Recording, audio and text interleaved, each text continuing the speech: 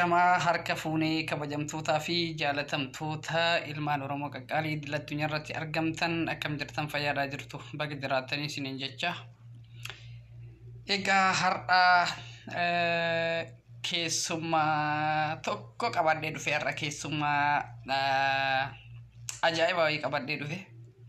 Keessummaan kee eenyu jechuun keessan hin oolu keessummaan kee Fariyaa Baalee yookaan Biiftuu Baalee jedhamti.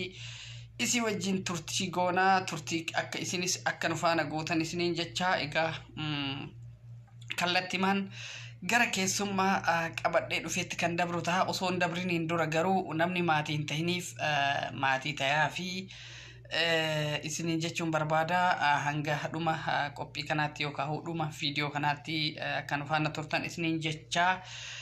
Video kana ammoo like share gochuu hin dagatina warroon ammoo chaanaalii kana haarawaa taatan subscribe gochuu hin dagatina isiniin jecha.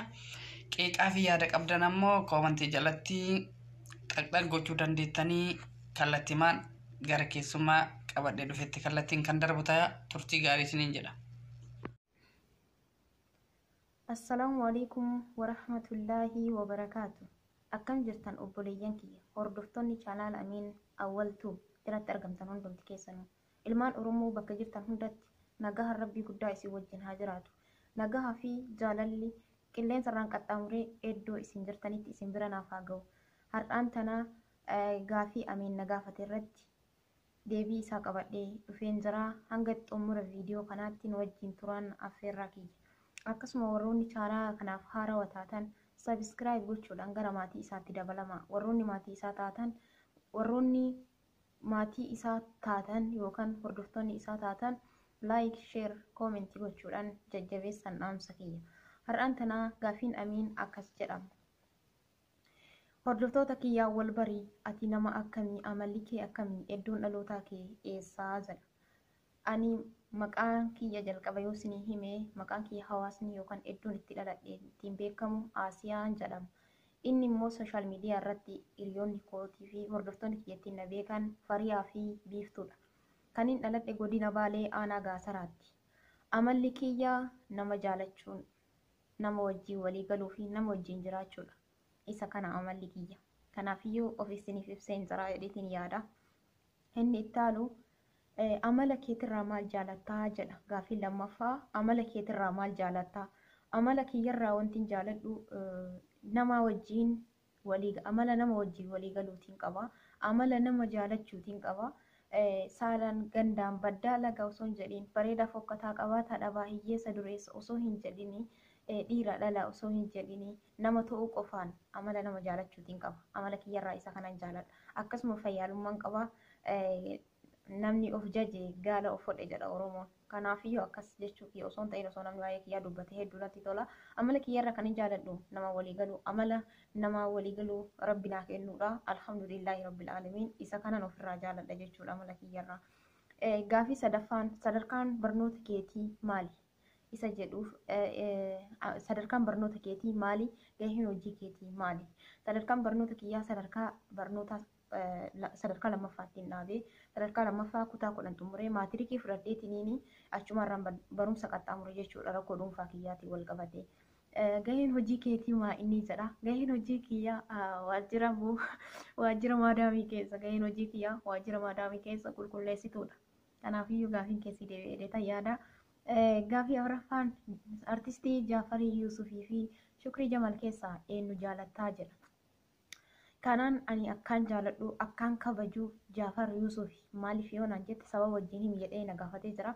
Sababni isaa Jaafar Yuusuf jechuun nama tasgabbaa nama suuta jedhee dubbatu waan jedhuuf waan godhullee nama beekudha. Shukrii nama akkasii Shukrii Jamaal akkasii miti jechuu kiyyaa miti garuu ani Jaafar Yuusufin jaaladha.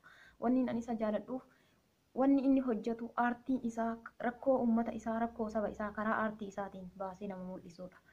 Akkasuma lammii uummata isaatiif lammii isaatiif nama hedduu takka quuqamudha. Fakkeenya yoo fudhanne yeroo amma Saudi Arabiyaa keessatti lammiin keenya daramaa jiru jalqabatti namni feestaala uffate sagalee namni keenya ta'e namni nan arge Jaafar Yuusuf. Kanaafuu Jaafar Yuusuf Rabbiin umrii isaa keessa barakaa nuuf haa kaa'uun isinii ta'a. Warroonni FB isaa qabdan argitanii jirtan maal akka poosti godhu warri hin argine immoo isiniif maxxansinaa dhayxanii follow gootanii daawwachuu ni dandeessu yookaan waan inni gadhiisu ilaaluu ni dandeessanii. Kanaafuu hedduu takka namni nan dinqisiifadhu namni nan jaaladhu Jaafar Yuusufi. Akkasuma yoo ni yaadattan yookaan ni beektan ta'e warroonni argitan ilaalan isaaf qabu. Kanaafuu akkasitti si deebi'ee jedhee yaada.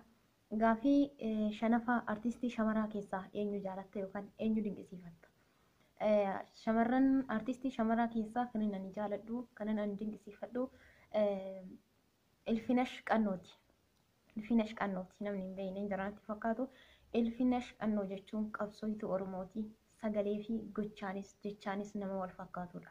Akkamitti yoo naan jettani qaamaan waraana adda bilisummaa Oromoo biratti argamtee nama hedduu takka jajjabeessitee abdii itti horaa turterraa sagalee isiitiin illee hedduu takka nama karaa aartiitiin sagalee uummataa dhageessisaa turterraa akkasuma har'aan tanallee ka isiin nuuf biqilchite yookaan ka isiin nuuf kennite nuuf guddiftee nuuf kennite hawwii intala isii eega argitanii jirtanii waraana adda bilisummaa Oromoo biratti argamtee qaamaan achitti argitanii jirtan weellisaa turte hawwiin. Kanaafiyyuu Ilfinash Qannoo hedduu takkan jaaladha. Umrii ishii keessa Rabbiin barakaa nuuf haa kaa'u, umrii nuuf haa dheeressu. Warra sabaaf jiraatu, warra garaaf jiraatu osoo hin ta'in, warra uummata isaatiif jiraatu, dantaa uummata isaatiif jiraatu, bakkuma jiranitti nagaa ofii keessa Rabbiin nuuf haa jiraachisu, umrii isaanii nuuf haa dheeressuun jedha. Kanaafuu gaafiin kunis sii deebi'ee ta'e yaada. Gaafii jahaffaan hayyoota Oromoo keessaa hoo hayyoota Oromoo keessaa namni ani jaaladhu. Namni ani jaaladhu Jawaar Muhammad. Jawaar Muhammad. Namni marti nuu beekaa kana. Jawaar Muhammad. Hayyoota Oromoo keessaa namni ani jaaladhu Jawaar Muhammad. Irra deddeebi'ee osoo waamaa oolee hedduu takkanatti tola. Warri na doorsisuu barbaadus warri naanahee akkam ba'u barbaadus jala muree sabrii godhaan jedhaan.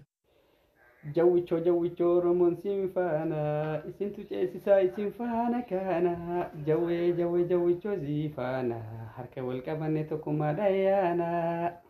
An Jawaar Muhammad biyya kana hin ba'u. Ana dhiisi reeffi koo biyya kana keessaa hin ba'u. Waadaan qaba. Eenyu ani ji'a sagalitti hin dhaladhe. Ijoollee sabiyyii ijoollee xixiqqoo wareegamte diina dhaabatte wareegamsaniin adda miti ani. I'm proud biyya kana jiraachuu kiyyatti. Waggaa 50 deemneerra gammoojjii Somaalee keessa, gammoojjii Arabaa keessa, qorra biyya alaa keessa. No way.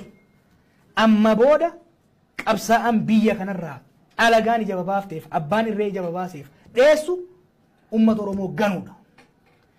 Uummata Oromoo wajjin gatamna malee uummata Oromoo hin gannu. Never ever bakka. Kuni firris alagaanis beekuu danda'uudha qaba. Amma booda Oromoon gara takkitti hin deemu biyya isaatirraa Oromiyaarraa dachee isaatirraa Finfinneerraa. Kanaafiyyuu namni an jaaladhu Jawwee kooti. Maaliif jaalattaa yookaan sababni hoo isa jetteef Jawaar jechuun nama gubbaa fi keessillee bareedaati. Nama Rabbiin uummata Oromoo gidduutti biqilcheedha. Nama Rabbiin eebbisee Oromoodhaaf kenneedha. Hayyuu namaati, beekaa namaati, xiinxalaa namaati. Jawaar jechuun isa tarii osoo hin ta'in isa dhufu nama beekudha. Isa dhufu isa tilmaamee beekudha. Gochaa fi jechaanis waan argineedha. Jawaar jechuun nama saba ofiitiif jiraatu, nama dhugaadhaaf jiraatu, nama yoomillee haqa saba isaa hin ganneedha. Yookaan ganeellee hin jirreedha. Warroonni akkasuma tilmaaman ta'anii tilmaamtan. Gaafa aangoo qabate Jawaarillee hin jijjiiramu. Ati raayiduu yookaan xonqaayii miti. Wantoota akkasii nutti hin haasa'inaa yookaan waan akkasii hin yaadinaan dubbatinaa. Jawaar jechuun waan godhuuf waan jedhullee nama beekudha. Jawaar jechuun nama sammuu namni ajajee deemu osoo hin ta'in nama sammuu isaa ajajee deemudha. Nama sammuun isaa waan ajajeen deemudha. Jawaar jechuun nama waan jedhe san hojiitti hiikee argamsiisudha. Jechaan ittiin ibsee dhiisuun qabu. Jawaar jechuun qoricha budaati. Wanni jaaladhuuf.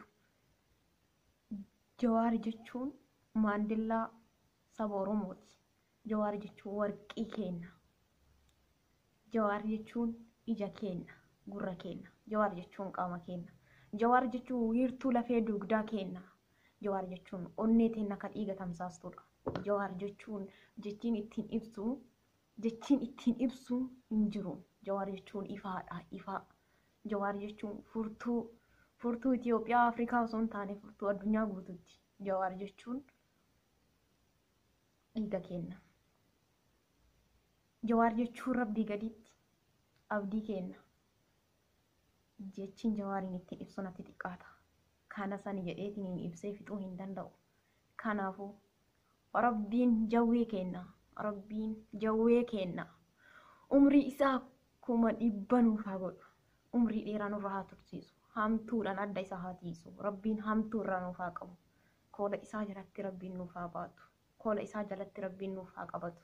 Bakka jirtanii du'aayii godhaa fi hayyoota Oromoo hunda gaafa Jawaariin maqaa dhoofnu hayyoota Oromoo isa duuba jiru maqaa dhoofna. Kanaafuu jawwee jechuun mootummaadha. Mee al takka bakka jirtanii Itoophiyaan Oromiyaa haa taatu, mootummaan Jawaar haa ta'u, akkas jedhamee du'aayii godhaa al takka.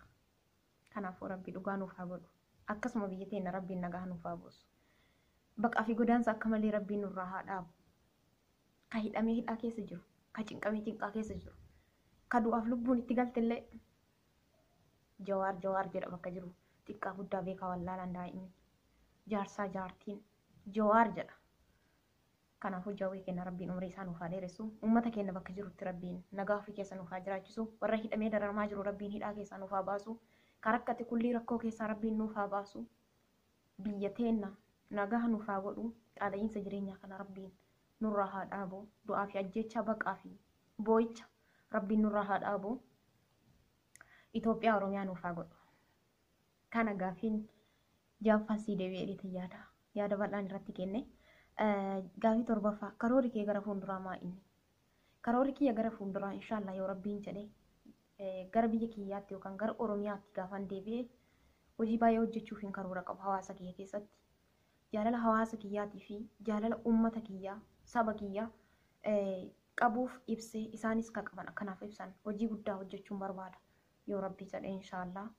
Kanaafuu waanan qabuun hawaasa kiyya keessatti waanan qabuun hawaasa kiyya gargaaree akkasuma akka hawaasni kiyya rakkoo qaban gargaaramaniif ulaa saaqee yookaan akka namoonni hedduu gargaaruu danda'an karaa miidiyaa kiyyaatiin akka dhaqqaban wantoota akkasii hojjechuuf karooran qaba.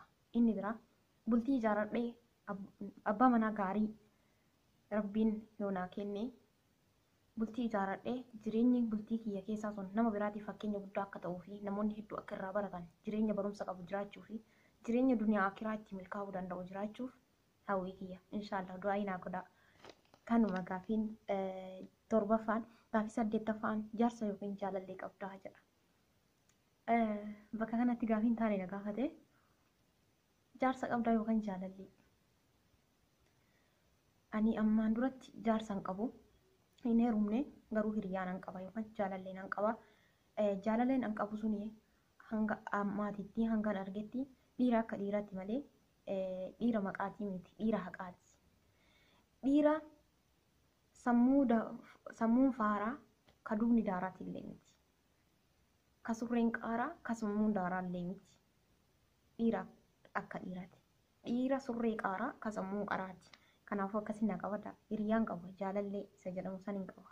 Isa boru bultii wajjin ijaarrachuuf taa'u jechuudha. Inshaallah rabbi waliif isin haa qoodu naan jedha. Akkasuma gaafiin 9ffaan hordoftoota kiyyaaf wanti dhaamtu yoo jiraate dhaamsa kee dabarfadhu jedha. Wanti nan asirratti dhaamuu barbaadu hordoftoota amiin. Wanti isin dhaamuu barbaadu yoo jiraate bakka jirtanitti jaalala facaasaa malee jibban facaasinaa. Namu waan hojjete waan dalagate hammata. Kanaafuu waan hojjetan hundarratti kabaja namaaf malu namaaf laadhaa. Kabaja isiniif malu akka argattaniif waan kabaja isinitti laatu hojjedhaa. Waan kabaja keessan mulquun hojjetinaa. Karaa amma fakkeenya sooshaal miidiyaa kanarratti waan kabaja isinirraa mulqu hin hojjetinaa. Fakkeenyaaf isin fudhadhee artistii Nasraa Gursun namni hin beekne hin jiru.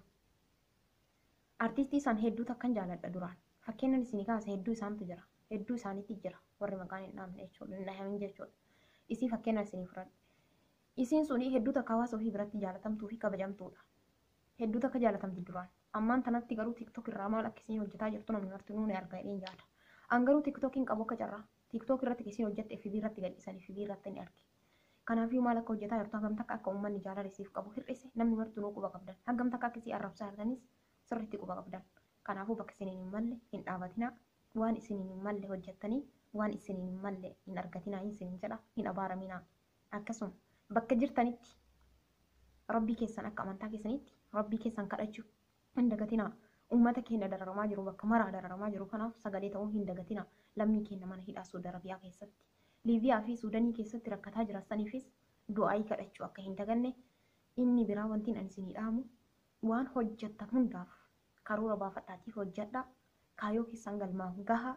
Ammoo deebi'eetiin osoo isin har'a boru iftaaniin godha jettan carraan umrii keessanii fagaachuu akka isin hin qunnamne yeroo dhiyootti dafaatii waan hojjettan hojjedha, waan sirreeffadha. Warri hin heerumin heeruma, warri hin fuudhin fuudha. Warri jaarsa qabdan dhiiftanii biyyaa baatanis gara jaarsa keessanii deebi'aa, ilmaan horadhaa. Biyya teessan nagahaan itti deebi'aa. Rabbiin nagahaan gara biyya keenyaa nu haa galchu. Akkasuma biyya keenya rabbiin nagaa haa godhu. Rakkinni biyya keenyaa rakkina keenya, beelli biyya keenya beela keenya. Kanaafuu du'aayii kadhadhaa biyya keenyaaf illee akka rabbiin nagaa buusu. Namni nagaa hin barbaanne hin jiru. Namni kamuu du'aan hin malu. Yoo ta'ellee yoo balleessillee seeraan waan isaaf seeraan madaalu, waan badii isaa san seeraan madaalu keeyyata seeraatiin adabamuu qaba malee ajjeefamuu hin qabu. Kanaafuu du'aayii nuuf kadhadhaa, bakka jirtanii rabbitti nu boo'uu hin dagatinaa. Dhaamsiin ani qabu kanuma obboleeyyan kiyya. Akkasuma wal jajjabeessuu hin dagatinaa. Subscribe walii godhaa, like share walii godhaa. Hanga dandeettanii viidiyoo wajjiif daawwadhaa. Gandummaadhaan waliin qoodinaa, lagaan waliin qoodinaa, amantii waliin qoodinaa, kutaa waliin qoodinaa, bifa waliin qoodinaa. Dhiiraa saalaan dhiira shamara jettanii adda waliin qoodinaa. Hundinuu wal jajjabeessa inni isiniin jedha. Warroonni maatii isaa hin taane ammallee irra deebi'ee warri chaanaala aniif haarawaa taatan subscribe gochuu hin dagatina. Like osoo hin godhin koomentii hin barreessina. Like godhaatii koomentii barreessaa fi warri sheerii dhaqqabdan sheer godhaa fi kanuma dhaamsi kiyya obboleeyyan kiyya. Hedduu takkan isin jaaladha, hedduu takkan isin kabajaa, wal jajjabeessa. Rabbiin bakkuma jirtanitti nagaa ofii keessa isin haa jiraachisu. Hedduu takkan isin jaaladha. Waan hanga dhuma viidiyoo kanaatti nu wajjin turtaniif galatoomaa isinii jedha. Uummata Oromoo bakkuma jirtanitti nagaa rabbii keessa jiraadhaa, nagaa naaf turaa. Waan yaada qabdan, gaafii qabdan, qeeqa qabdan karaa koomentii isaa jalatti yookaan saanduqa koomentii jalatti barreessaa. Yeroo biraa qabadheen deebi'aa yoo gaafii qabaattan. Yoo gaafii hin qabaatin immoo waan yaada keessanii barreessuu hin dagatinaa. Nagaa naaf turaa. Bye bye isinii jedha obboleeyyan kiyya. Fariyaa bareedduu biyyaa fi gaasara'oo qalbii na fuutee eebada jaalala'oo. Fariyaa bareedduu biyyaa fi gaasara'oo qalbii na fuutee eebada jaalala'oo.